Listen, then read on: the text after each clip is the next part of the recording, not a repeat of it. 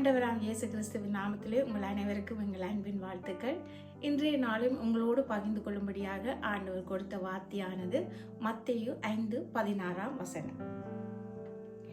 மனுஷர் உங்கள் நற்கிரிகைகளை கண்டு பரலோகத்தில் இருக்கிற உங்கள் பிதாவை மகிமைப்படுத்தும்படி உங்கள் வெளிச்சம் அவர்கள் முன்பாக பிரகாசிக்கட்டும். ஹல்லேலூயா. நாம் யார் என்று பார்த்தோம் என்று சொன்னால், வேதம் சொல்லுகிறது நாம் வெளிச்சத்தின் பிள்ளைகள் என்று.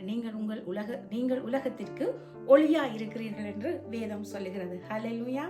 இங்கே வசனம் நமக்கு என்ன சொல்லுகிறது என்று சொன்னால், நம்முடைய நற்கிரியைகளை, நம்முடைய நல் செயல்களை கண்டு பிதாவினுடைய நாமம் மகிமைப்படும்படியாக நம்மை சுற்றி உள்ளவர்கள் முன்பாக, நம்முடைய சமுதாயத்திலே நம்மை அண்டி உள்ளவர்கள், உங்கள் வேலை செய்யும் இடங்களில் உள்ளவர்களுக்கு முன்பாக எங்களுடைய கிரியைகள் ஒவ்வொன்றும் நற்கிரியைகளாய், நம்முடைய செயல்கள் தேவனை மகிமைப்படுத்துகிற காரியமாய் இருக்கும்படியாய் ஆண்டவர் இங்கே சொல்லுகிறார். ஹல்லேலூயா.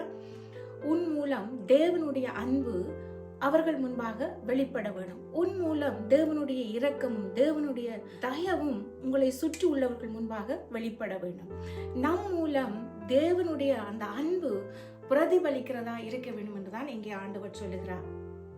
வேதம் சொல்லுகிறது பிலிப்பியர் 2:15, கோணலும் மாறுபாடுமான சந்ததியின் நடுவிலே குற்றமற்றவர்களும் கபடற்றவர்களும் தேவனுடைய மாசற்றவர்களுமாய் இருக்கும்படி எல்லாவற்றையும் முறுமுறுப்பில்லாமலும் தர்க்கமில்லாமலும் செய்யுங்கள் என்று சொல்லி, அதனுடைய அர்த்தம் என்ன? கோணலும் மாறுபாடுமான சந்ததி, இருளுள்ள இடத்துக்கு தான் வெளிச்சம் தேவை இல்லையா? அப்ப ஆண்டவருடைய வார்த்தை சொல்லுகிறது, கோணலும் மாறுபாடுமான சந்ததியில் நாங்கள் எப்படி இருக்க வேண்டுமா? மாசற்றவர்களாய். அப்படி என்று சொன்னால் கள்ளம் கபடம் இல்லாதவர்களாய், உலகத்தால் நாம் கரைப்படாதபடி, மற்றவர்களுக்கு முன்பாக, தேவனை அறியாத ஜனங்களுக்கு முன்பாக நாங்கள் வாழும் பொழுது தேவனுடைய நாமம் மகிமைப்படும் என்று. ஹல்லேலூயா. நாங்கள் பொய் சொல்லுகிறவர்களாய், நாம் வஞ்சனை உள்ளவர்களாய் நடக்கும் பொழுது, அல்லது நாங்கள் எல்லாவற்றுக்கும் நாங்கள் முறுமுறுக்கிறவர்களாய், நாங்கள் சண்டை போடுகிறவர்களாய் இருக்கும் பொழுது தேவனுடைய நாமம் தூஷிக்கப்படும் அல்லவா? ஹல்லேலூயா. ஆகவே நம்முடைய செயல்கள் மூலம் தேவனுடைய நாமத்தை நாங்கள் மகிமைப்படுத்தும்படியாய் ஆண்டவர் இந்த வேளையிலும் எங்களுக்கு நினைவுபடுத்துகிறவராய் இருக்கிறார். தவித்து கொண்டிருக்கிற மக்கள் மத்தியிலே அவர்களை கரை சேர்க்கும் கரங்கர விளக்காக ஆண்டவர் வைத்திருக்கிறார்.